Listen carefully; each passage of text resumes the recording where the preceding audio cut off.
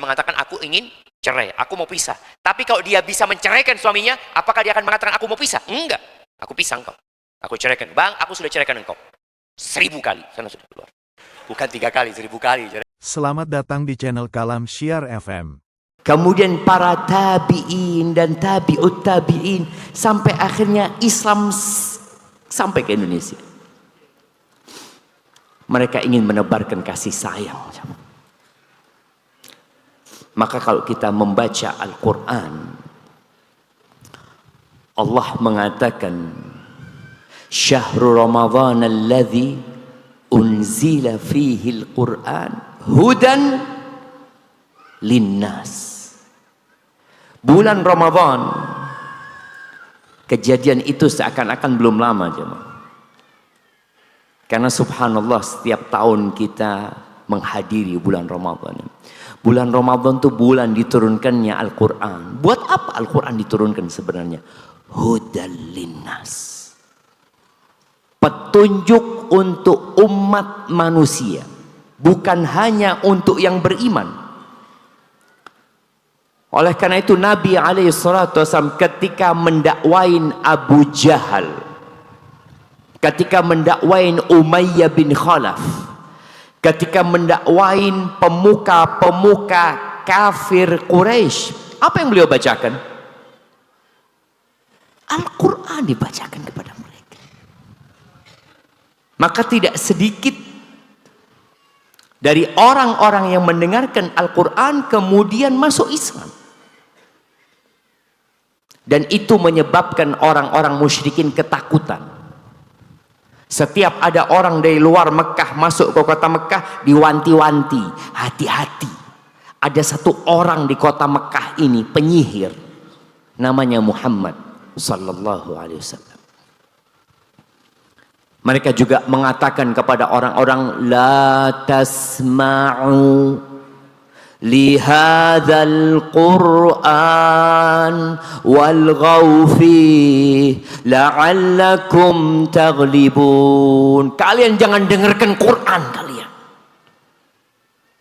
Kalau Quran dibacakan, usahakan kalian bikin keramaian supaya nggak nyampe itu hidayah, supaya kalian menang menghadapi dakwah Islam. Dan penghuni neraka, apa kata mereka nanti di neraka? Allah menceritakan tentang penyesalan penghuni neraka. Wa qalu, dan mereka berkata, lau kunna nasma' aw na'qil ma kunna fi ashabis sa'ir. Kalau dulu pada waktu kita hidup, kita mau mendengarkan ayat-ayat Allah dibacakan, mendengarkan sabda-sabda Nabi alaihi salatu wasallam disampaikan, pasti kita nggak akan jadi penghuni neraka sa'ir. Tapi tadi ada usaha bagaimana tidak mau mendengarkan petunjuk. Orang-orang yang tersesat kalau kita ngelihat, rata-rata karena mereka tidak mengikuti petunjuk. Dan di surat Yunus ayat 57, Allah Azza wa Jalla mengatakan, ya ayyuhan nas, wahai umat manusia. Jadi kalau antum baca Al-Quran, antum akan ketemu panggilan umum, ya ayyuhan nas. Kemudian ada panggilan khusus, ya ayyuhalladzina amanu. Ada panggilan ya ayyuhalladzina hadu, wahai orang-orang Yahudi. Ada ya ahlal kitab, panggilan buat Yahudi dan Nasrani. Ada panggilan khusus buat insan, ya ayyuhal insan. Dan ada panggilan khusus buat nabi, ya ayyuhan nabi, ya ayyuhar rasul. Allah memanggil di ayat ini umat manusia. Yang merasa manusia, dengarkan. Yang bukan manusia, tutup kuping. Karena panggilan ini hanya untuk manusia. Apa kata Allah? Qad ja'atkum Mau'idhatum mir rabbikum. Telah datang kepada kalian pelajaran. Dari siapa pelajaran ini? Dari Tuhan kalian. Dari yang menerbitkan mentari di timur dan menenggelamkan di barat. Dari yang menurunkan hujan dan menumbuhkan tanaman. Dari yang menghidupkan dan mematikan. Dari yang menghiasi langit-langit dengan bintang-bintang yang terang di malam hari. Dari yang memberikan makan kepada ikan-ikan di lautan. Kepada burung-burung di hutan. Dari yang menyampaikan makanan ke janin di perut ibundanya. Mirabbikum. Dari yang memberikan kepada kalian kedua mata, kedua kaki, kedua telinga. Ini pelajaran mirabbikum. Bukan dari ustaz. Tapi dari Tuhan kalian, kata Allah. Wa shifa'un lima fis sudur. Dan penyembuh untuk penyakit-penyakit yang ada di hati. Kita lihat saat ini lebih 1 miliar manusia itu kesehatan mentalnya terganggu, dan jumlah itu terus up karena ternyata hiburan yang dibuat oleh manusia, berbagai sarana yang seharusnya mereka menjadi tentrem hidupnya, ternyata enggak. Ternyata penyembuh untuk penyakit hati itu ya Quran ini. Lalu kata Allah, wahudan, dan petunjuk, warahmah, dan rahmat. Rahmat itu kasih sayang. Buat siapa? Lil mu'minin, buat orang-orang yang beriman. Itu Quran diturunkan. Kalau antum baca Quran, antum akan buka, yang pertama antum akan temukan adalah Bismillahirrahmanirrahim. Dengan nama Allah yang maha pengasih dan maha penyayang. Ayat pertama itu menunjukkan bahwa Quran ini semua ajarannya, semua aturannya, semua hukum-hukum yang ada di dalamnya, semua kisah-kisah yang dicantumkan di dalamnya, rahmat, kasih sayang. Buat siapa? Buat yang beriman.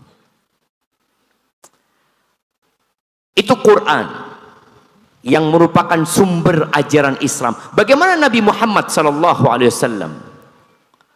Allah mengatakan di surat Al-Anbiya, surat para nabi. Sebelum Nabi Muhammad sudah ada nabi-nabi sebelumnya SAW. Nabi Adam, Nabi Nuh, Nabi Saleh, Nabi Hud. Terus sampai ke Nabi Ibrahim, anak-anaknya Nabi Ibrahim, Nabi Musa. Kita percaya dengan Nabi Musa. Nabi Isa, kita beriman dengan Nabi Isa. Kemudian terakhir penutup semua nabi, Nabi Muhammad SAW. Apa kata Allah di ayat 107? Wa ma arsalnaka illa rahmatan lil alamin. Tidaklah kami mengutusmu, wahai Muhammad alaihi salatu wassalam, ya Rasulullah, kecuali sebagai rahmat. Buat siapa? Apakah hanya untuk orang-orang yang beriman? Enggak, ternyata. Lil alamin, untuk alam semesta ini. Ikan-ikan di lautan dapat bagian rahmat Rasul sallallahu alaihi wasallam. Makanya kalau Karanganyar ini jauh dari pantai, jauh. Di pantai itu banyak orang kalau cari ikan pakai bom. Kalau di daerah yang tidak pantai biasanya ikan itu disetrum. Kalau nggak disetrum diracun.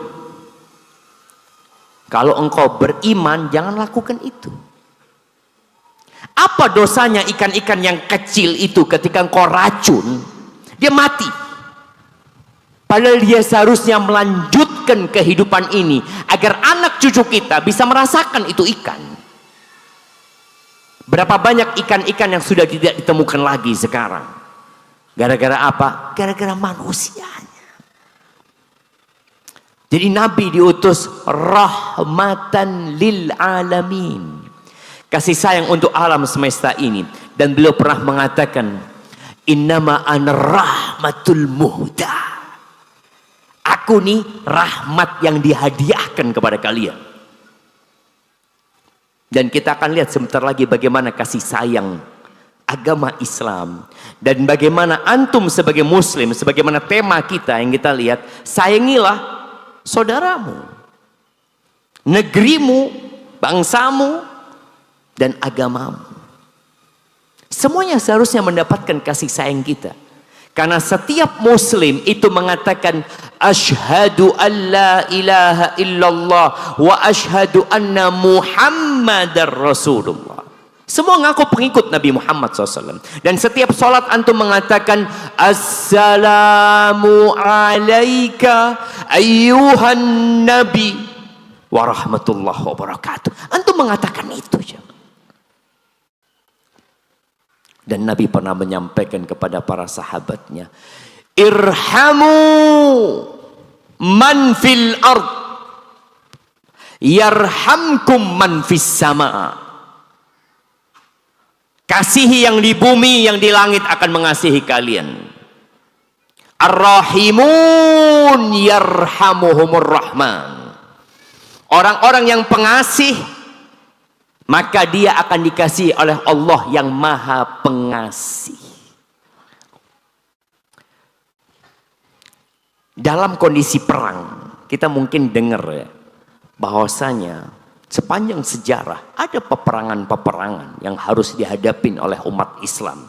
Sehingga muncul kaum orientalis yang berpandangan bahwa Islam itu disebarkan dengan kilauan pedang. Apakah benar? Apakah Islam sampai ke Indonesia dengan pedang? Nggak ada. Apakah yang membawa Islam ke Indonesia adalah para penjajah dan kolonial? Tidak. Yang datang adalah kapal-kapal laut yang kemudian merapat di pantai-pantai yang ada, di pelabuhan yang ada. Lalu mereka meminta izin kepada pemimpin dan penguasa untuk membangun masjid dan beribadah di sana. Lalu dengan akhlak mulia mereka, dengan seruan yang penuh dengan kelembutan, Indonesia menjadi negeri dengan penduduk muslim terbanyak sedunia. Persentasenya kita lihat. Dengan pedang? Enggak. Dengan meriam? La. Dengan apa? Dengan kasih sayang. Ahibati fillah, dalam kondisi perang pun ya, Abu Bakar setelah meninggalnya Nabi SAW, Abu Bakar itu mengirim pasukan ke Syam. Syam itu mana saja? Negeri Syam. Oh, ini ada anak-anak nih yang sekolah ini, anak-anak. Nah, negeri Syam itu di mana sekarang? Angkat tangan yang mau jawab. Iya. Mana mic-nya? Kasihkan ke yang pakai baju putih itu.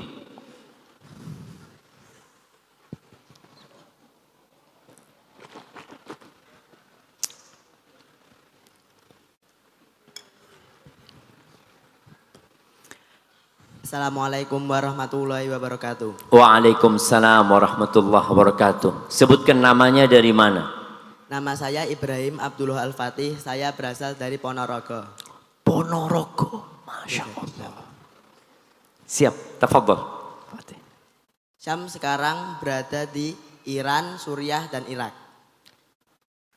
Iran, Suriah, Suriah, Irak. Irak. Yang betul cuma satu, Suriah. Apa negara sebelahnya Suriah? Turki. Turki. Turki. Iya, yang ke arah Eropa, yang ke arah Jazirah Arab. Kurang tahu Ustaz. Oke, kasih hadiahnya. Paling enggak dia sudah sebutkan Suria, salah satu negeri Syam. Enggak, yang mau ditanya anak-anak. Bapak-bapak jangan angkat tangan. Ya, siapa yang mau ngelengkapin? Nah, anak-anak yang pakai seragam itu. Nah, siapa yang mau ngelengkapin? Tadi udah disebutkan satu negara. Syam itu 4 negara sekarang. Tadi baru disebutkan 1. Sebutkan yang 3 sebelum kita lempar ke jamaah di sana. Oh, di sini ada anak-anak juga ternyata. Nah, kasih anak-anak walaupun nggak pakai seragam. Ini berdiri, adik. Berdiri. Ya. Nah, siapa namanya? Torik, Qori. Torik, Torik. Masya Allah. Iya, Torik. Dari mana Torik? Karangpandan. Karang Pandan. Banyak pandannya di sana. Nah, tafadhol Torik. Syam sekarang terbagi jadi 4 negara. 4 negara.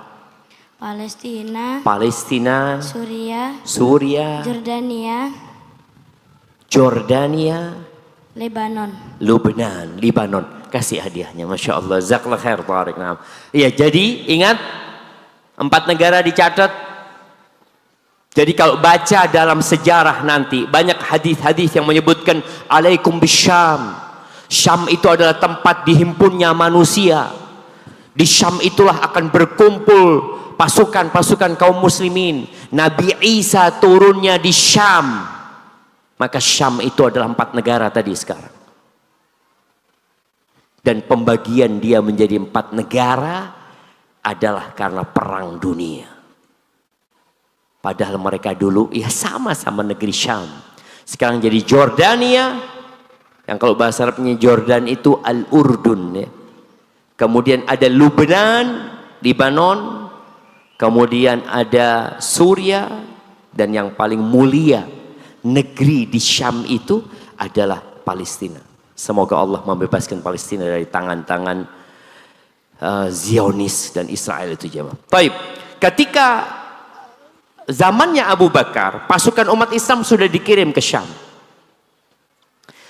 Abu Bakar berpesan, komandan yang dikirim pada waktu itu adalah Yazid ibn Muawiyah. Apa pesannya Abu Bakar? Setelah panjang dia bilang, wala taqtulu. Kalian jangan membunuh wanita. Islam itu dalam peperangan pun ada kasih sayang.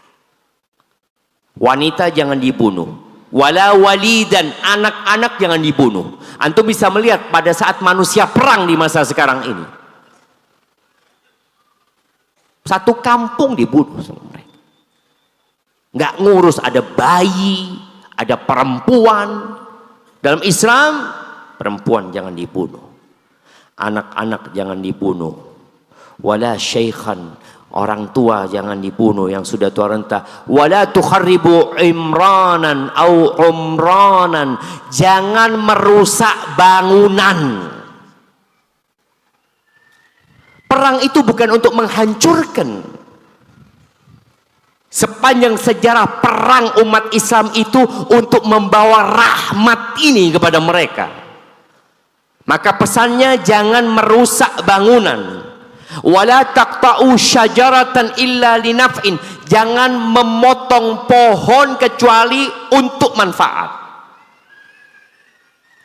Wala ta'qiranna bahimatan illa linaf'in, jangan membunuh hewan ternak kecuali untuk manfaat. Ada maslahatnya silahkan, nggak ada maslahatnya jangan. Wala tahriqanna nakhlan, jangan dibakar pohon kurma. Wala tughriqannah, jangan ditenggelamkan kebun kurma itu. Wala taghdir, jangan berkhianat. Wala tumathil, jangan melakukan mutilasi ketika berperang. Wala tajbun wala taghlul, jangan menjadi pengecut. Jangan-jangan mengambil yang bukan milik kalian. Ghulul, jangan korupsi. Bayangin ya, Ucapan ini diucapkan 1400 berapa tahun yang lalu? Nah, ada yang mau jawab sana? Kasihkan mic ya.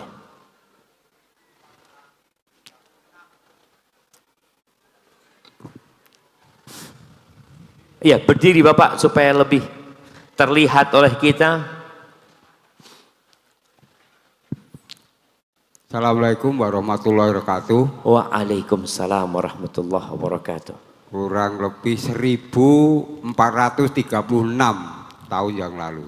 36. Betul. Iya. Kasihkan hadiah. Abu Bakar menjadi khalifah Jazakumullah khairan. pada tahun ke-11 Hijriah. Bagaimana dia mulai mengirim pasukan-pasukan tersebut untuk menyebarkan rahmat dan kasih sayang. Bukan untuk memaksa orang masuk Islam, nggak ada ceritanya. Memaksa orang masuk Islam, Allah sudah membuat aturan yang jelas dalam Al-Quran. La ikraha fid din, qad tabayyana rusydu minal ghayy. Nggak ada pemaksaan dalam beragama. Orang beragama itu dengan keyakinan tanpa ada paksaan. Tapi ada orang-orang yang menghalangi orang untuk mendengarkan rahmat ini. Maka itulah yang diperangi. Biarkan orang-orang ini kebebasan diberikan kepada mereka. Maka ketika umat Islam di masa Umar bin Khattab sampai ke Palestina, nggak ada yang dipaksa masuk Islam. Yang Nasoro tetap Nasoro, yang mau masuk Islam monggo. Bahkan Umar membuat sebuah perjanjian bahwa mereka di gerejanya nggak boleh dihancurkan, salib-salibnya nggak boleh dihancurkan di sana. Mereka diberikan kebebasan. Itu rahmat jamaah. Biarkan mereka melihat kasih sayang Islam. Dan betul ketika orang-orang itu melihat kasih sayang Islam, kok bisa Mesir itu jadi negeri Islam? Kok bisa Syam yang dulunya di bawah Romawi jadi negeri Islam? Kok penduduknya kebanyakan Muslim? Kenapa Irak, Iran, terus sampai nanti ke Uzbekistan, Kazakhstan? Kenapa banyak penduduknya Muslim? Kalau kita ke Afrika, antum akan melihat daerah Afrika sana. Dari Mesir nanti ke Sudan ya. Dari Sudan nanti melanjutkan ya ke Senegal, terus ke Tunis, ke Aljazair, sampai ke perbatasan Maroko nanti menuju ke Andalusia. Kenapa mereka jadi negeri Islam? Apakah mereka dipaksa masuk Islam? Kalau mereka dipaksa masuk Islam, ketika negeri Islam runtuh, mereka akan kembali kepada agama mereka. Nggak ada. Mereka tetap dengan agama mereka. Karena mereka melihat di situ ada kasih sayang. Maka hari ini tema kita, bagaimana antum sekarang menghidupkan kembali kasih sayang tersebut.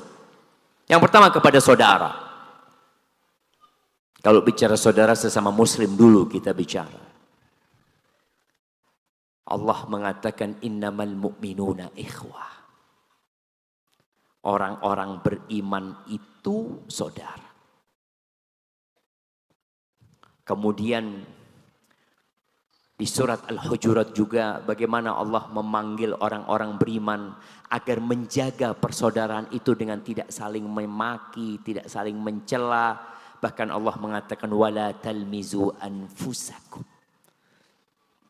Kalian jangan mencela diri kalian sendiri. Jadi muslim dengan muslim lainnya itu seperti satu jasad. Kalau antum mencela dia, sejatinya antum sedang mencela diri antum sendiri. Rasul sallallahu alaihi wasallam mengatakan dalam hadis yang diriwayatkan Imam Bukhari, la yu'minu ahadukum. Tidak beriman seorang di antara kalian, tidak beriman kata beliau. Loh, kan dia sudah mengatakan 2 kalimat syahadat. Dia kan udah sholat, dia puasa, dia menunaikan zakat, dia sudah haji berulang kali. Tapi Nabi SAW mengatakan la yu'minu ahadukum, nggak beriman seorang di antara kalian. Belum sempurna imannya. Walaupun mengaku sudah beriman. Sampai kapan? Hatta yuhibba li akhihi ma yuhibbu li nafsihi. Sampai dia mencintai untuk saudaranya seperti dia mencintai diri dia sendiri. Jadi seorang mukmin dengan mukmin lainnya itu ruhani fi jasadin wahidin. Dua ruh, satu jasad. Tapi kalau kita lihat di masyarakat, kenapa masih banyak penipuan? Kenapa masih ada pinjol dan judol? Kenapa masih ada pengurangan timbangan? Karena tadi ada masalah dengan iman mereka. Yang seharusnya mereka memperbaiki keimanannya. Salah satunya dengan datang ke majelis-majelis ilmu ini. Kemudian kalau kita lihat bagaimana Nabi SAW menata masyarakat muslim. Ketika kita bicara muslim, jangan antum pikir kota Medina itu isinya orang Islam semua di masa Nabi SAW. Enggak. Nabi SAW datang ke kota Madinah. Di kota Madinah itu ada bangsa Yahudi. Lebih dulu tinggal di Madinah sebelum umat Islam. Jadi Yahudi itu hijrah meninggalkan Palestina. Oh, ini jadi pertanyaan nih. Kenapa bangsa Yahudi pada waktu itu meninggalkan Syam, meninggalkan Palestina, tinggal di Madinah? Kenapa? Tuh ada yang jawab di sana tuh. Angkat tangan, kasihkan mic-nya. Nah.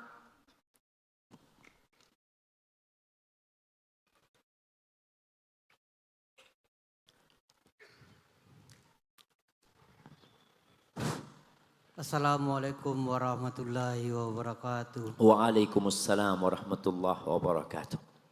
Karena bangsa Yahudi menunggu Nabi terakhir. Iya. Terus kenapa nunggunya di Madinah? Karena ada di kitabnya. Di kitab mereka bahwa tempat hijrahnya Nabi itu di negeri yang banyak pohon kurmanya. Masya Allah, berikan hadiahnya. Bayangin Yahudi pindah ke Madinah sebelum umat Islam sampai ke Madinah. Mereka beriman akan ada Nabi akhir zaman. Yang tempat hijrahnya kota Madinah.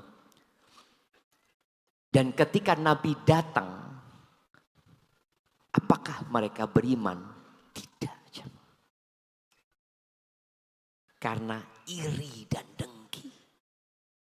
Mertua Nabi Muhammad SAW ya, yang kemudian putrinya orang ini jadi istrinya Nabi Muhammad SAW ketika perang Khaybar. Huyai bin Akhtab, bapaknya Sofia, istrinya Nabi Muhammad SAW. Huyai bin Akhtab bersama saudaranya Abu Yasir. Ketika Nabi sampai kota Madinah sallallahu alaihi wasallam, Huyai bin Akhtab ini bersama Abu Yasir pergi meninggalkan rumah sebelum matahari terbit dan kembali setelah matahari terbenam. Setelah sampai rumah, ini cerita Sofia. Bapakku dan pamanku berbicara. Tanya pamanku Abu Yasir, "Ahuwahu?" Apakah dia yang disebutkan dalam Taurat? Kata Huyai bin Akhtab, nah, dia. Terus bagaimana sikapmu? Ini kakak beradik tanya ini. Kata Huyai bin Akhtab, adawatuhu ma baqi. Aku akan terus memusuhi dia sampai aku mati. Selama aku ada, aku akan memusuhi dia. Itu bangsa Yahudi. Tapi subhanallah, Nabi Muhammad SAW ketika tinggal di kota Madinah bersama Huyai bin Akhtab. Dia dari kabilah Banu Nadir, ada kabilah Banu Qainuqa, ada kabilah Banu Quraidah. Nabi menjaga stabilitas negeri Madinah di atas perjanjian yang dikenal dengan Piagam Madinah. Tapi ternyata 3 Yahudi berkhianat semuanya dengan piagam tersebut. Jadi Nabi bertetanggaan sama orang-orang Yahudi dan bisa hidup tentram.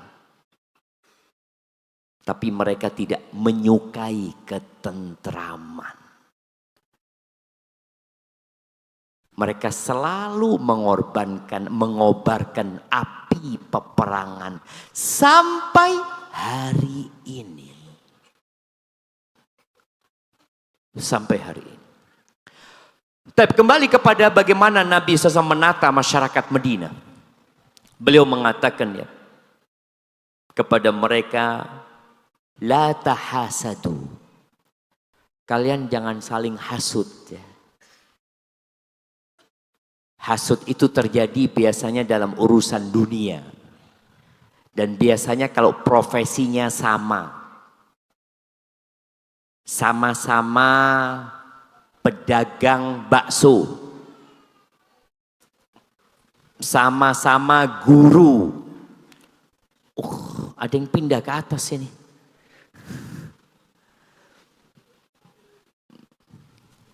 Iya.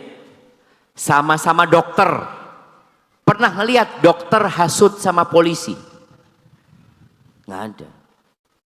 Biasanya dokter sama dokter.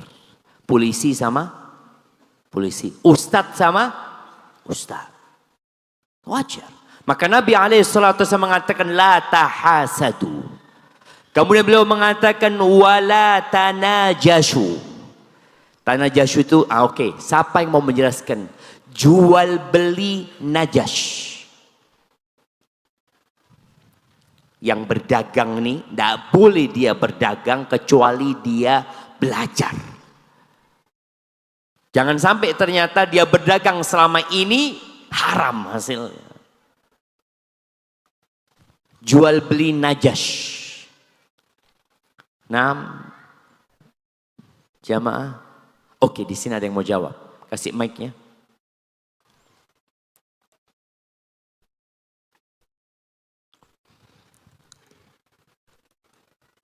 Berdiri. Ini Ustaz. Separuh berdiri. Separuh, Gak apa-apa sudah antum mau separuh. Ya, Ustaz. Merekayasa harga Ustaz. Merekayasa Harga. harga. Berpura-pura menawar dengan harga yang tinggi untuk menaikkan harga yang selanjutnya Ustaz. Masya Allah, barakallahu fiik. Ya, kira-kira seperti itu kasih adanya. Merekayasa harga. Biasanya kalau di pelelangan jemaah. Ana masih ingat ya ketika Ana ke Tanah Abang di Jakarta. Biasa kita baru jadi pendatang baru datang jalan ke Tanah Abang. Hari Ahad itu banyak orang jualan jam ini itu ya. Jual jam betul. 5.000. Nanti ada yang ngomong 7.000, ada yang ngomong 10.000, 15.000. Waduh kayaknya bagus jamnya ini. Ana ngomong 20.000, 20.000 bapak yang dapat. Semua temennya semua. Terjadi di masyarakat kadangkala. Bai'un najas. Jangan kata Nabi SAW. Lalu beliau mengatakan wala tabaghadu. Jangan saling membenci. Wallah masyarakat yang hidup dengan kebencian dan permusuhan. Ketentraman akan hilang. Sampai di dalam rumah. Kalau ada kebencian, kakak beradik ya. Nggak ada kedamaian di situ. Wala tadabaru. Jangan saling memberikan punggung. Tidak bertegur sapa. Wala yabi' ba'dukum ala bai'i ba'd. Jangan menjual atau membeli di atas pembelian orang lain atau di atas penjualan orang lain. Subhanallah jemaah ya. Ana kadangkala kalau melihat ya orang-orang jualan sekarang itu rebutan konsumen. Bahkan kadangkala sudah akad jual beli sama fulan, dia kasih tahu beli sama aku turunkan harganya. Itu ada di masyarakat. Sudah akad sama fulan kita rusak, nggak boleh. Itu merusak ketentraman dan menyulut permusuhan. Wa kunu ibadallah ikhwana. Jadilah kalian hamba-hamba Allah yang bersaudara. Al muslim akhul muslim. Muslim itu saudara buat muslim lainnya. La yadlimuhu wa la yakhdhuluhu wa la yahqiruhu. Nggak boleh engkau mendolimin saudaramu. Nggak boleh engkau mengabaikan saudaramu. Nggak boleh engkau menjelekkan, merendahkan saudaramu.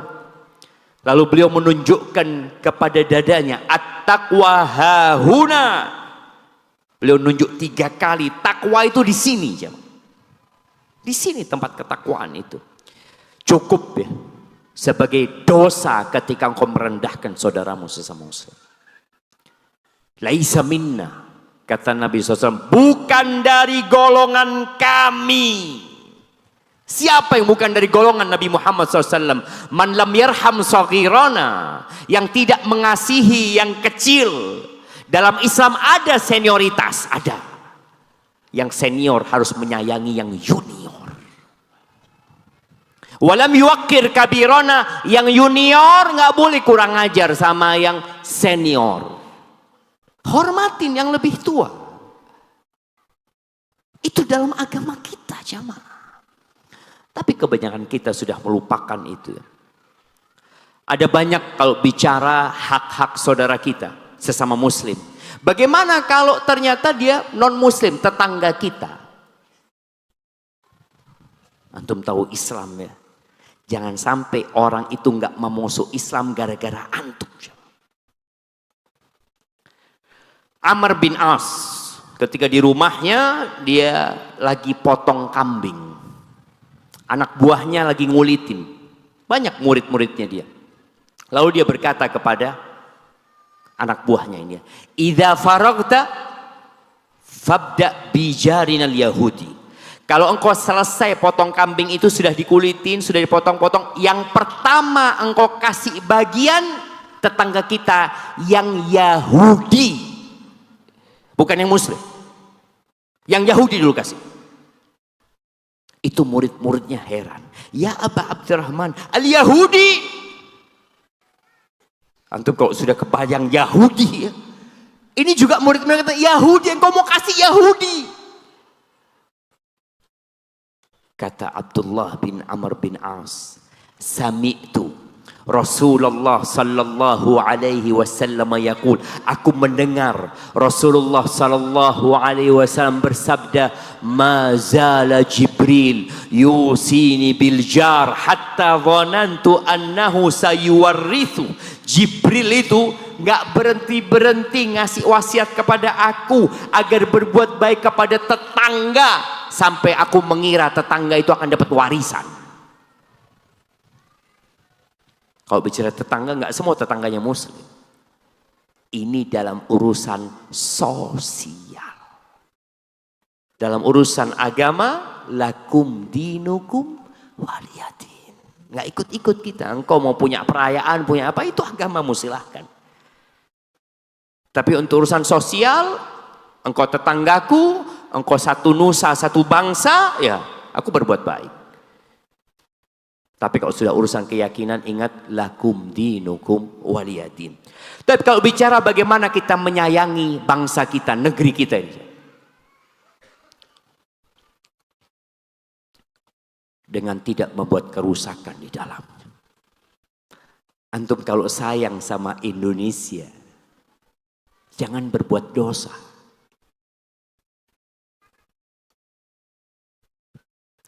Malapetaka yang terjadi, gempa, banjir, ya, harga-harga melambung, kezaliman di mana-mana, wabah penyakit datang seperti COVID kemarin. Itu penyebabnya dosa. Allah Azza wa Jalla mengatakan berkaitan dengan urusan dosa ini, zaharal fasadu fil barri wal bahri bima kasabat aydin nas. Kerusakan itu muncul di daratan dan di lautan. Apa penyebabnya? Kelakuannya manusia. Dosa-dosa manusia. Liyudhiqahum ba'dalladzi amilu. Allah ingin menimpakan kepada mereka dampak dari dosa-dosa mereka. Dikasih bala sama Allah. Tujuannya apa? La'allahum yarji'un, agar mereka kembali kepada Allah Azza wa Jalla. Dan banyak kali kalau kita baca Al-Quran, Allah mengatakan wala tufsidu fil ard, wala tufsid fil ard, jangan membuat kerusakan di muka bumi.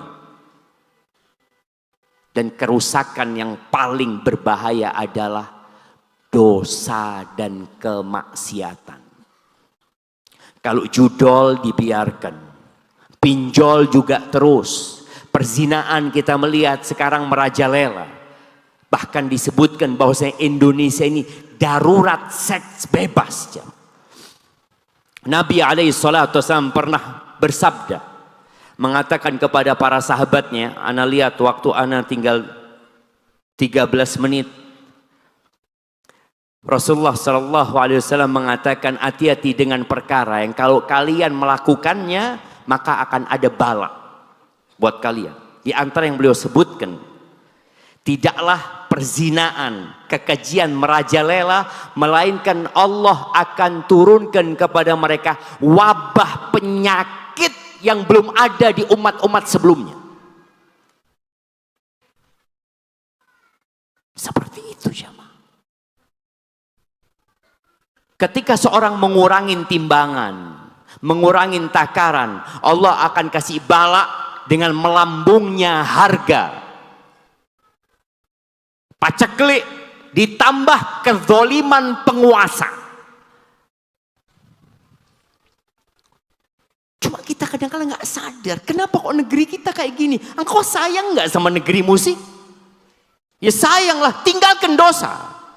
Wallah jamaah, kalau ada pasukan dari luar mau menyerang Indonesia, alhamdulillah kita mungkin punya TNI, kita punya bala tentara. Yang Anda dapat bocoran bahwasanya di zaman Bapak Presiden Prabowo, kemampuan Indonesia menghadapi musuh kalau ada serangan ke Indonesia, sebelum Pak Prabowo itu cuma 1 hari. Di zaman Pak Prabowo jadi 2 hari. Sisanya ya rakyat yang harus bergabung dengan TNI. Semuanya. Berarti kita masih bisa menghadapi. Tapi kalau kita berperang sama Allah, ketika terjadi gempa, antum mau minta tolong sama siapa? Mau datang ke kantor polisi, Pak polisi ada gempa, kosong kantor polisinya. Semua orang kabur, Syama. Gak ada yang bisa menghadapi. Di antara kerusakan yang dibuat oleh manusia adalah riba. Riba. Uang yang berbunga. Subhanallah ya. Orang itu akan merubah istilah-istilah syar'i dengan istilah yang bagus. Riba diganti dengan apa? Bunga. Antum suka nggak sama bunga? Semua orang suka sama bunga. Allah Azza wa Jalla mengatakan, ya ayyuhalladzina amanu taqullaha wa dharu ma baqiya minar riba in kuntum mu'minin. Wahai orang-orang beriman, bertakwalah kepada Allah, tinggalkan sisa-sisa riba. Kalau kalian beriman, fa in lam taf'alu, kalau kalian tidak melakukan itu, tetap merasa nggak apa-apa, nggak masalah, fa'dhanu biharbim minallahi wa rasulih, maka diumumkan kepada kalian peperangan. Siapa lawannya? Allah dan Rasul. Maka kalau sayang sama negeri, tolong bareng-bareng jaga negeri ini dengan melakukan amar ma'ruf nahi mungkar. Paling tidak yang antum jaga amar ma'ruf nahi mungkar yang berkaitan dengan rukun Islam. Ada kawanmu nggak sholat, jangan dibiarin. Ayo sholat. Ada kawanmu nggak puasa, jangan dibiarin. Kalau engkau sayang sama negeri ini, ketika azab Allah itu turun, tidak hanya mengenai pelaku dosa. Ana pernah ke Palu, ketika terjadi gempa. Ana datang ke satu kampung yang ambles. Jadi mungkin 5-6 meter ya, ambles. Anak tanya sama jamaah sana, kejadiannya kapan? Kejadiannya waktu sholat maghrib Ustaz. Jadi pada saat semua orang ada di rumah, orang sudah pulang kerja. Ketika ambles itu, mau bayi, mau orang yang sudah sepuh, mau di situ ada kucing, ada apa, hilang semua jamaah. Maka kalau engkau sayang dengan negerimu, tolong tinggalkan kemaksiatan. Apalagi kezaliman. Taib yang terakhir, bagaimana kita menjaga agama kita. Kalau kita sayang sama agama kita. Di antara doa Nabi SAW, beliau mengatakan, Allahumma aslih lana dinana alladhi huwa ismatu amrina. Ya Allah, perbaiki buat kami agama kami, ya Allah, yang merupakan pedoman hidup kami. Maka cara menyayangi agama dengan dua hal. Berbuat baik dan memperbaiki. Kalau bahasa Arabnya as-salah wal islah. Kalau engkau cinta sama agamamu, maka Allah Azza wa Jal mengatakan wal asri innal insana lafi khusrin illa alladhina amanu wa amilus salihat wa tawasaw bil haq wa tawasaw bis sabr. Semua manusia itu hidup dalam kerugian, semuanya, kecuali yang memiliki 4 kriteria. Yang pertama, iman. Iman ini landasannya ilmu, bukan ikut-ikutan. Banyak di antara kita Islamnya keturunan. Alhamdulillah, bapak kita Islam, ibu kita Islam. Terus engkau, alhamdulillah saya Islam. Maka kalau engkau cinta sama Islam, pelajari agama Islam. Dan tanda-tanda Allah menginginkan kebaikan buat manusia, Allah bikin dia belajar agama. Man yuridillahu bihi khairan yufaqihu fiddin.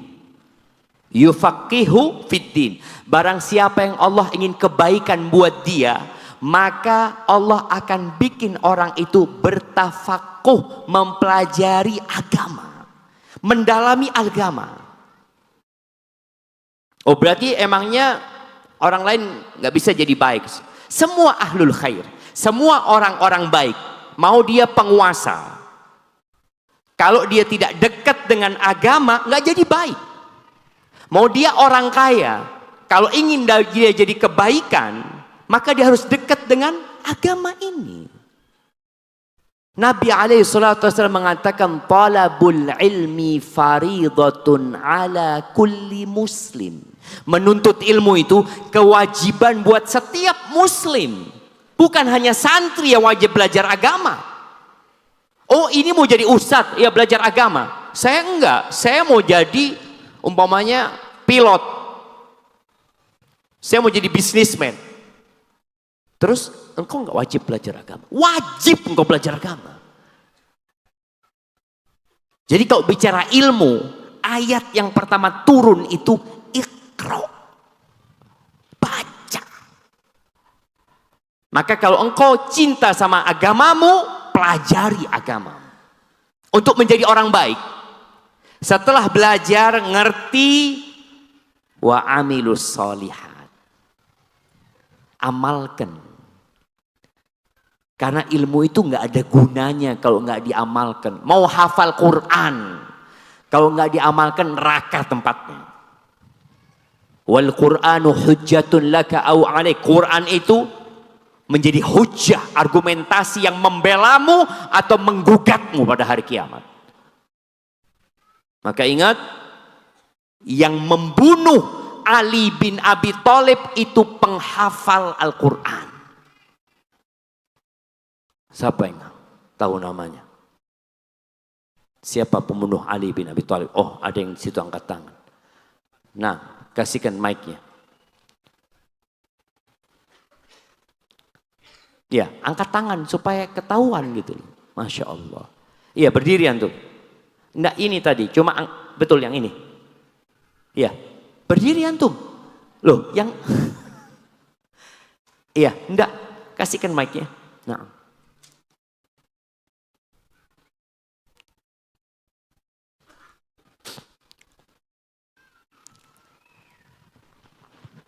Bismillah, Assalamualaikum warahmatullahi wabarakatuh. Waalaikumsalam warahmatullahi wabarakatuh. Yang membunuh Ali bin Abi Thalib itu dari Khawarij, yaitu adalah Abdullah bin Muljam. Siapa namanya? Abdullah bin Muljam. Betul? Belum. Binnya betul. Nggak apa-apa, binnya kasih hadiah. Tuh, yang sebelahnya kasihkan. Sebelahnya. Nah. Abdurrahman bin Muljam. Iya. Kasih hadiah dua-duanya. Jadi Abdurrahman. Bayangkan namanya indah aja. Abdurrahman bin Muljam ini dulu di Medina.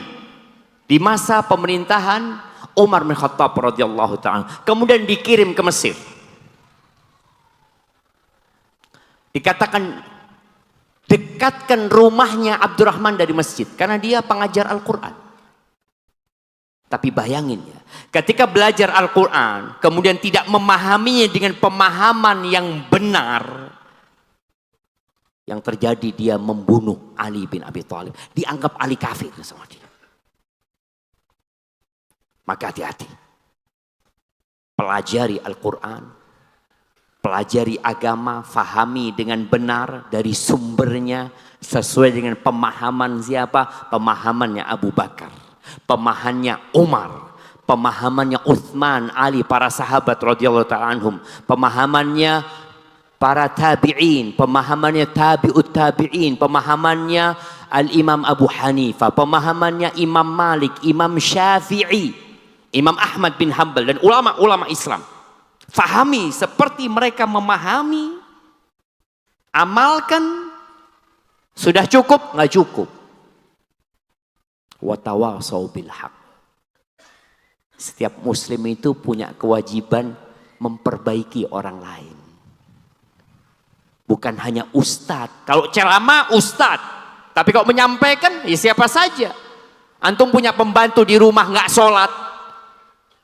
Ustadz nggak kenal sama tuh pembantu. Engkau yang tahu dia nggak sholat, dia nggak puasa. Engkau biarkan dia. Engkau nggak cinta sama agamamu dan engkau tidak cinta sama dirimu sendiri. Watawasau bil haq. Dan biasanya orang yang naik levelnya, yang awalnya jadi orang baik, kemudian naik levelnya menjadi orang yang memperbaiki, maka dia akan dibully. Sok ustad, sok kiai, udah urus-urusanmu sendiri gitu dia. Maka tadi harus sabar. Watawasau bil haq, watawasau bis sabr. Barakallahu fiik, itu mungkin beberapa poin ya. Karena kalau membahas satu saja menyayangi saudara kita butuh satu kajian. Tapi ternyata sama panitia, ana dikasih 3 tema yang tidak bertimbangkan waktunya oleh mereka. Tapi barakallahu fiik, semoga bisa bermanfaat buat ana yang menyampaikan dan yang mendengarkan di sini. Kita mungkin masuk ke sesi selanjutnya. Fadhal Ustaz. Jazakumullah khairan Ustaz untuk materi yang disampaikan. Mudah-mudahan kita bisa memahami dengan baik. Di sini ada pertanyaan. Yang pertama, izin pertama Ustaz, bolehkah seorang wanita agar dapat menyebarkan rahmat untuk saudaranya di rumah, ia sedikit mengeraskan bacaan Al-Quran dengan tujuan untuk dapat sedikit melembutkan hatinya atau hati saudaranya. Di rumah ini? Iya, di rumah. Nah, jadi para ulama membahas tentang membaca Al-Quran ini. Apakah lebih baik dikeraskan atau dipelankan? Mana yang lebih utama? Sama-sama niatnya ikhlas. Kalau dikeraskan akan ada orang lain yang mendengarkan. Makanya Abu Bakar As-Siddiq radhiyallahu taala anhu, dia kalau sholat waktu di Mekah, dia itu bikin musola di depan rumahnya. Dia kalau sholat suaranya dikerasin. Sehingga banyak perempuan-perempuan, orang-orang tua itu datang ke musolanya Abu Bakar hanya untuk mendengar bacaan Al-Quran. Maka di sini disebutkan bahwasanya lebih utama membaca Al-Quran dikeraskan ketika tidak mengganggu orang lain dan ada manfaat buat orang lain. Tapi kalau mengganggu nggak boleh jelasnya. Kalau ada unsur mengganggu semua mengatakan nggak boleh. Ini saudara antum sedang sholat, antum keras-keras baca. Saudara antum juga sedang membaca Al-Quran, antum keras-keras membaca. Jadi kalau bicara boleh atau tidak tadi tergantung niat asalkan tidak mengganggu. Sebagian mengatakan nggak, lebih utama baca nggak usah keras-keras, yang penting dia menyimak dengan telinga sendiri. Ya akhirnya manfaatnya hanya untuk dia. Orang lain nggak dapat manfaat. Mungkin seperti itu. Hadza wallahu a'lam bissawab. Nah.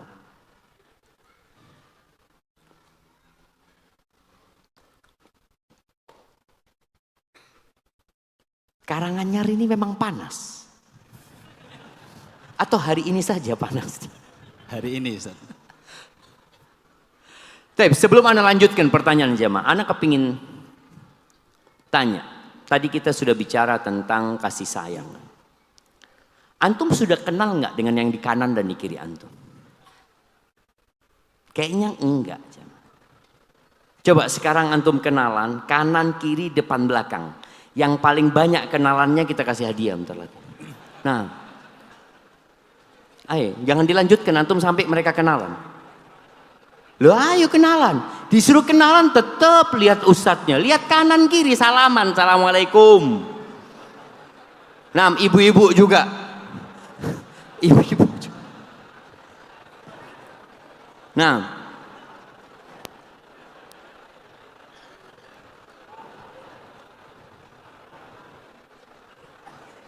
Tanya nama, dari mana, apa profesinya. Kalau bisa tukar-tukaran nomor handphone. Nah. Sudah? Belum kayaknya. Kasih 2 menit lagi mereka. Ntar lagi antum tunjuk orang. Kalau nggak kenal, kita hukum nanti. Nah. Baik, bismillah, silakan Ustaz. Antum tunjuk Ustaz. Baik, kami tunjuk biar antum tahu saudaranya di samping. Monggo. Assalamualaikum Ustaz. Saya Gunadi dari Berjo Ngargoyoso. Sebelah kanan saya Bapak Burhan dari Klaten Terucuk. Masya Allah. Sebelah kiri, loh kanan, kiri. Oh enggak. Yang ditanya dia saja untuk jelaskan nama teman-temannya. Iya terus. Sebelah kiri saya Bapak Khairul dari Karanganyar. Baik, belakang antum. Loh lihat nggak mau kenalan sama belakangnya. Kenalan dulu. Loh antum kenalan dulu.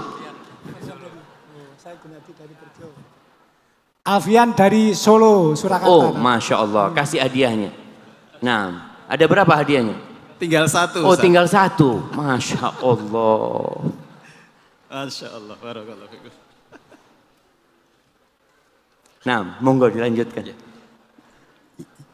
Assalamualaikum Ustaz. Waalaikumsalam warahmatullahi wabarakatuh. Ustaz, bagaimana hukumnya jika kita ingin memasukkan anak ke pondok dan membayar uang masuknya dengan cara meminjam ke bank karena tidak memiliki uang?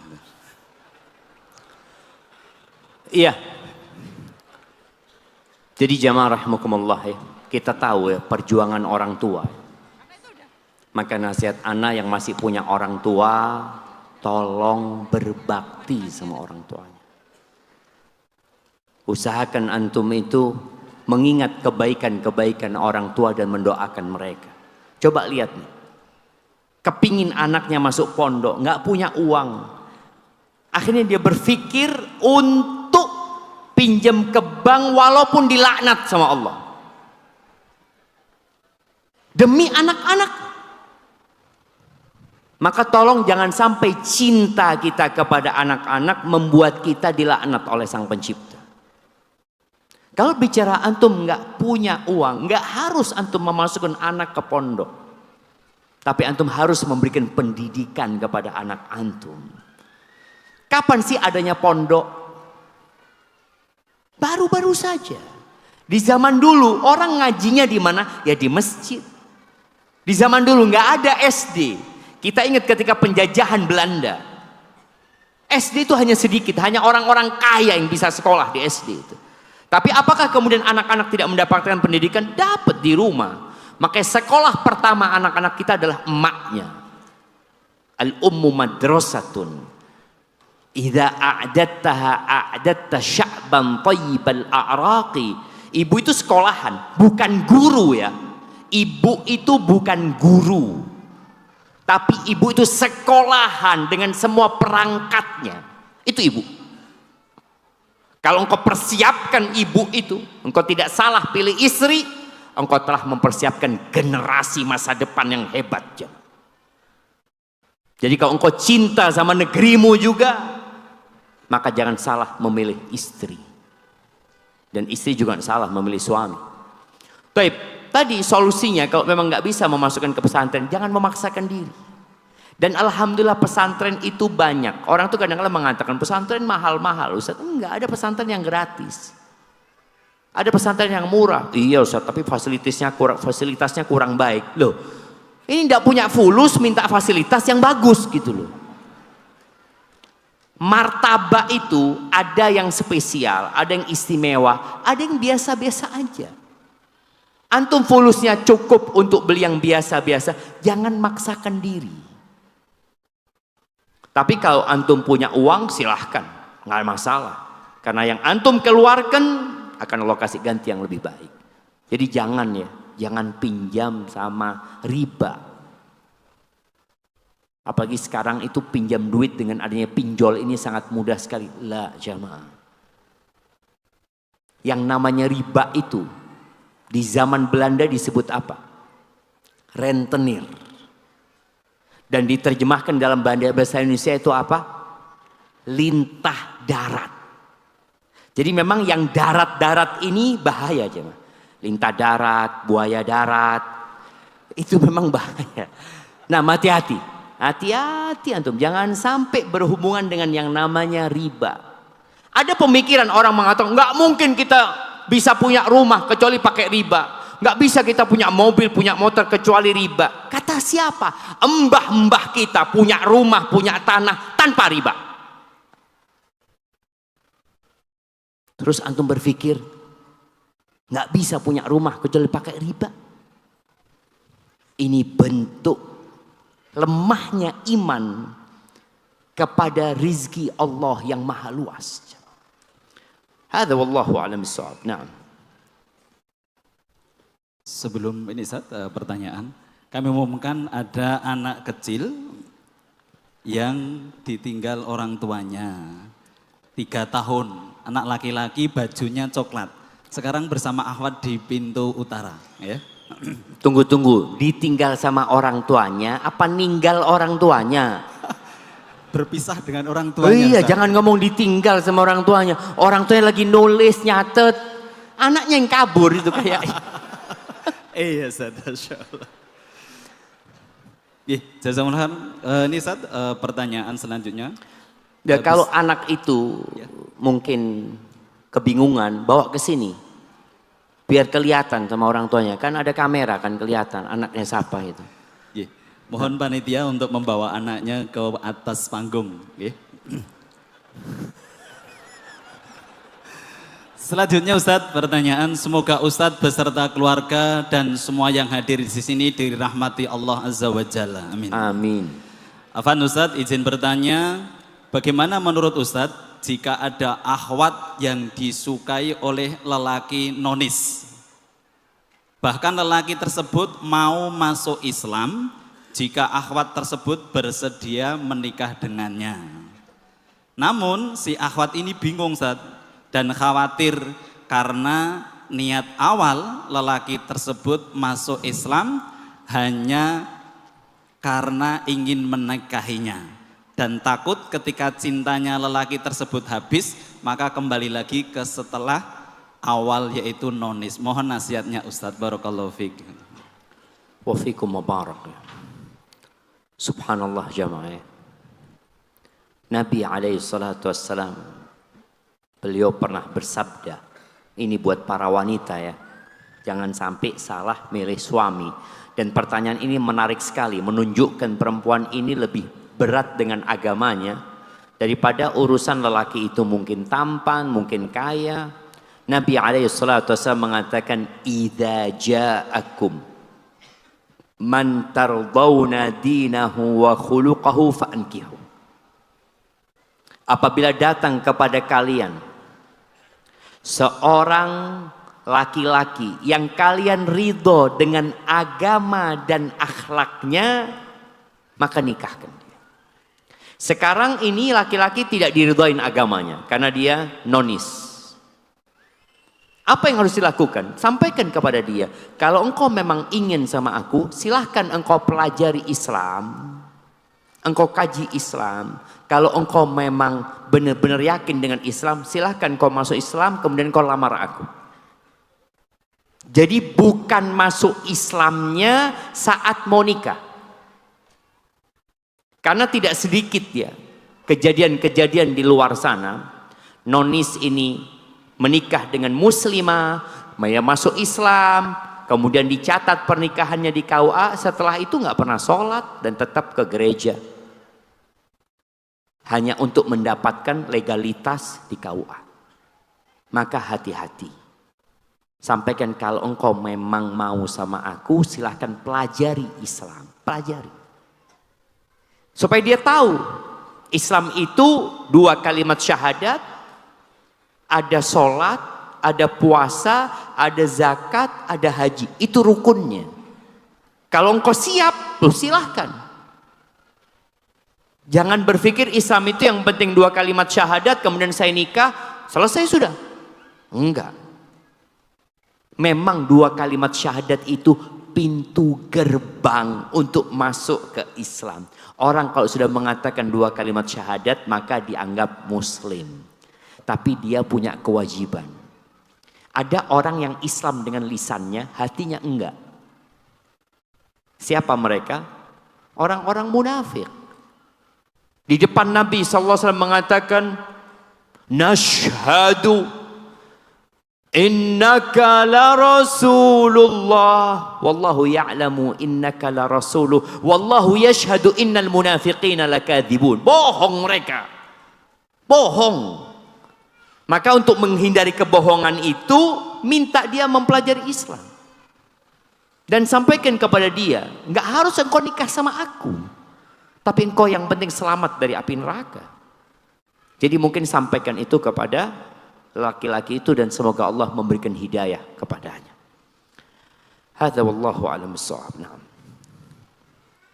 Pertanyaan selanjutnya Ustaz. Bagaimana dengan seorang suami yang beriman, rajin ngaji, tapi malas mencari nafkah? Sehingga istri yang mencari nafkah Ustaz. Tetapi Ustadz, kebaikan istri ini tidak dinilai.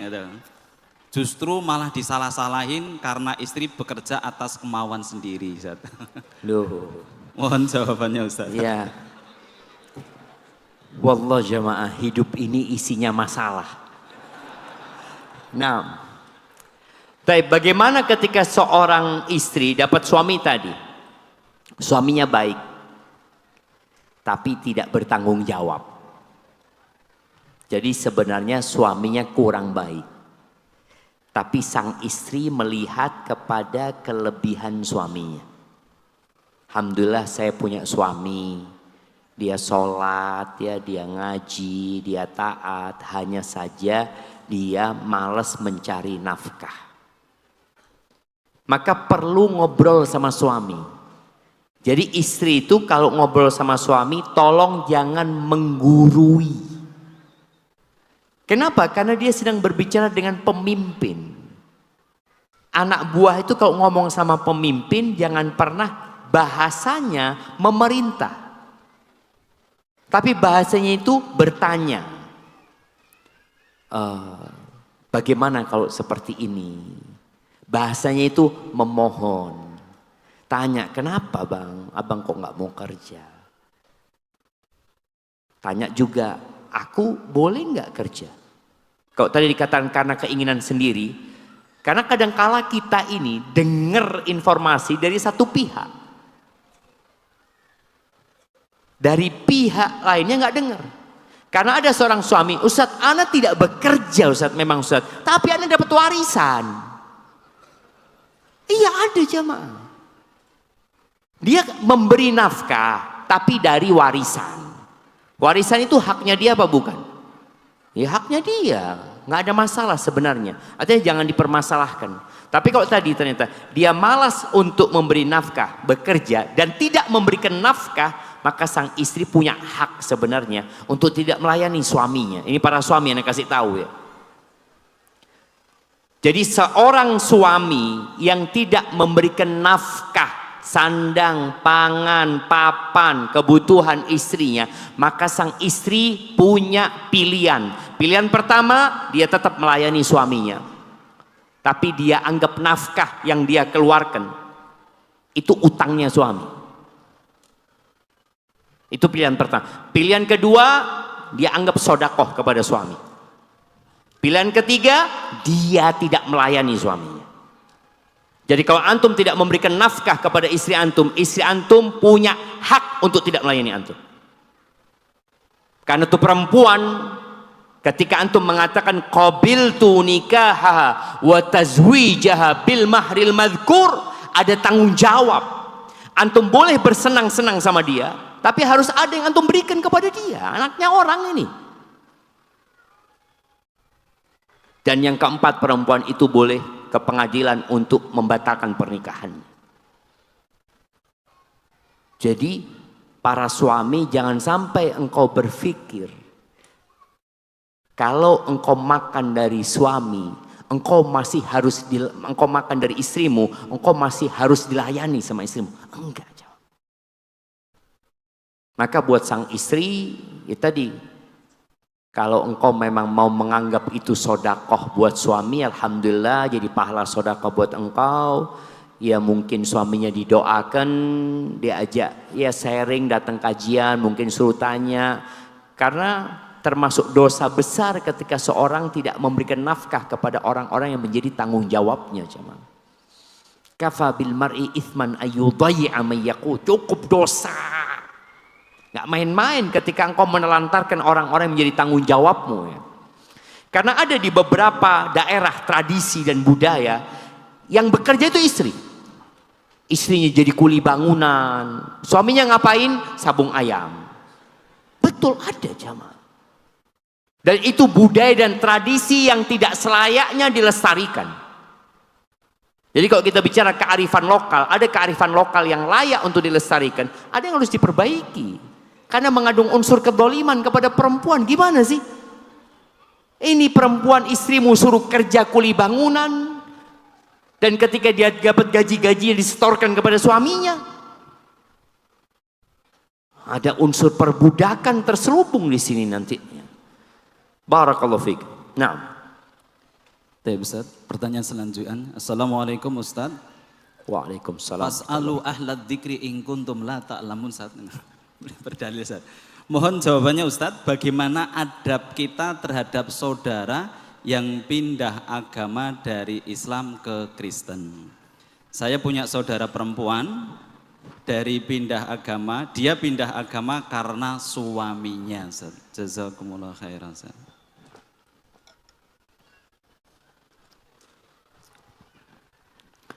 Inna lillahi wa inna ilaihi raji'un. Wallah jamaah, nikmat yang paling besar itu adalah nikmat hidayah. Jadi kalau kita lihat nikmat ya, tingkatan nikmat itu, yang paling rendah itu namanya harta. Di atasnya harta itu namanya sehat. Maka antum lihat, orang itu mengeluarkan hartanya demi sehat. Tapi sebagian orang menggunakan kesehatannya untuk mencari harta. Ketika dia sudah punya harta, hartanya dikeluarkan lagi untuk sehat. Maka nikmat yang paling rendah itu harta, di atasnya harta namanya sehat. Antum mau nggak punya jet pribadi, punya uang 100 miliar? Siapa yang nggak mau jamaah? Mau, tapi kena stroke antum.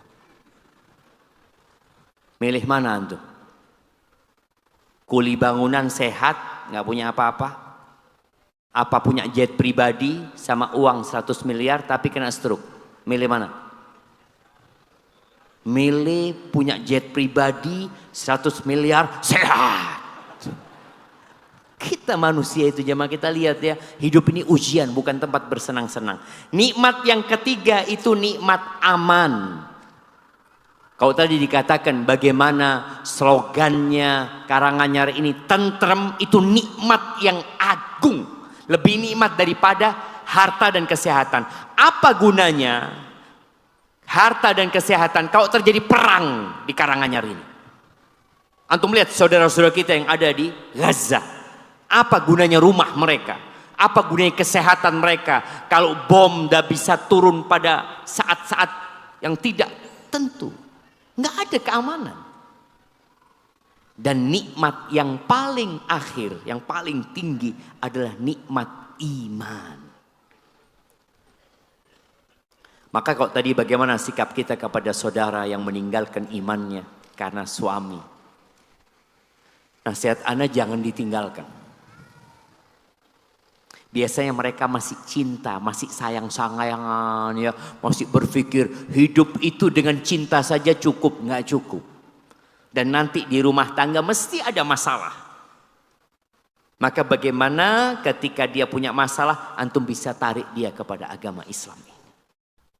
Sambil terus didakwain berbuat baik kepada dia. Karena kesian jemaah. Tapi ada kondisi lain, ada orang yang ditinggalkan keluarganya supaya dia tahu dia nanti akan merasa butuh sama keluarganya, ya silahkan ditinggalkan. Jadi terapi tiap orang itu berbeda-beda.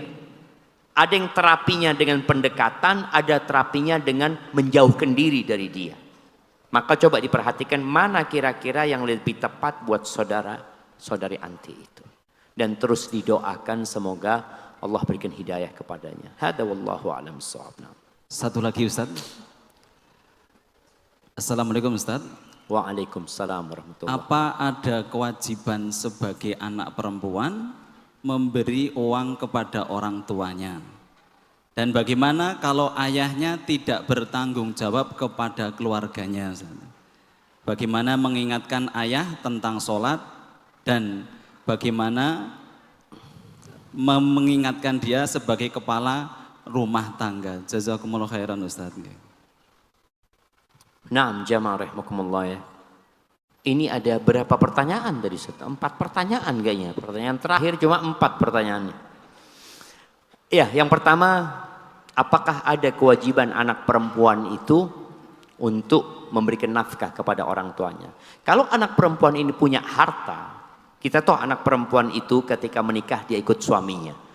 Ada 2 kondisi, dia sudah menikah, dia belum menikah. Kalau dia belum menikah, ya tetap dia wajib berbakti sama orang tuanya. Ketika dia punya kelebihan harta, orang tuanya miskin, maka wajib dia memberikan nafkah sesuai dengan kemampuannya. Ketika dia sudah menikah, maka kewajiban dia berbakti kepada orang tuanya terikat dengan kewajiban dia sebagai seorang istri. Namun kalau dia punya harta, tetap dia bantu orang tuanya. Itu hartanya dia. Apalagi kalau dia dikasih sama suaminya, mungkin dia bisa berbagi sama orang tuanya. Ini bentuk kebaktian ya. Hanya saja kalau anak laki, ya dia tidak ada yang memiliki. Tapi kalau anak perempuan, dia dimiliki oleh suaminya. Dia nggak bisa keluar kecuali izin sama suaminya. Nggak bisa ke rumah orang tua kecuali pamitan sama suaminya. Kemudian bagaimana ketika seorang anak mau mengingatkan orang tua dengan kewajiban-kewajiban dia yang mungkin ayahnya nggak sholat, ayahnya nggak puasa, ayahnya tidak bertanggung jawab. Ya. Nanti tulis surat buat ayah. Tulis surat buat ayahnya. Kesalahan orang tua yang banyak diperbaiki bertahap. Jadi kalau ngasih tahu orang itu jangan sekaligus. Pilih mana yang paling serius. Yang pertama kayaknya sholat. Sebelum bicara nafkah, ayah ini nggak sholat. Ya sudah, bagaimana anti fokus memberi nasihat ayah dengan tulisan bagaimana ayah sholat. Ajak ayahnya ziarah kubur untuk ingat kematian. Ajak ayahnya mengingat orang-orang kaya yang telah meninggal dunia, nggak ada yang dibawa dari kehidupan ini. Dengan cara itu supaya imannya kuat dan ayah mau sholat nantinya. Tadi boleh jadi dengan lisan, tapi mungkin dengan tulisan. Karena banyak bapak itu kalau dikasih tahu anaknya nggak mau dengerin. Ya. Tapi kalau dikasih surat, mudah-mudahan dia membacanya. Mungkin seperti itu, barakallahu fiik. Taib, ana mau kasih hadiah buat yang paling jauh. Nah, dari mana? Tanya bang, dari mana? Dari mana? Yang datang kajian ya, bukan tinggal di Karanganyar ini, sudah lama. Jambi. Datang kajian atau sudah tinggal di Karanganyar? Sekolah di Oh, Jawa. sekolah di sini. Antum? Enggak, yang datang ke sini kajian. Yang datang ke sini kajian. Dari mana? Nigeria, Ustaz. Nigeria. Lebih jauh daripada Jambi. Tapi sudah tinggal di sini. Sudah tinggal di sini lama? Oh, sudah lama juga, Ustaz. Tapi bisa bahasa Indonesia dia? Bisa. Oh, nggak apa-apa, kita kasih hadiah buat orang Nigeria nih jamaah. Karena dia paling jauh jamaah. Masya Allah, barakallahu fikum. Taib, kita akan kasih buat yang paling tua. Yang paling tua? Yang 101. Jenengan pinten, Mbah? 72. Oke, yang lebih dari 72. Yang lebih dari 72. 73. Pinten, Mbah? 80.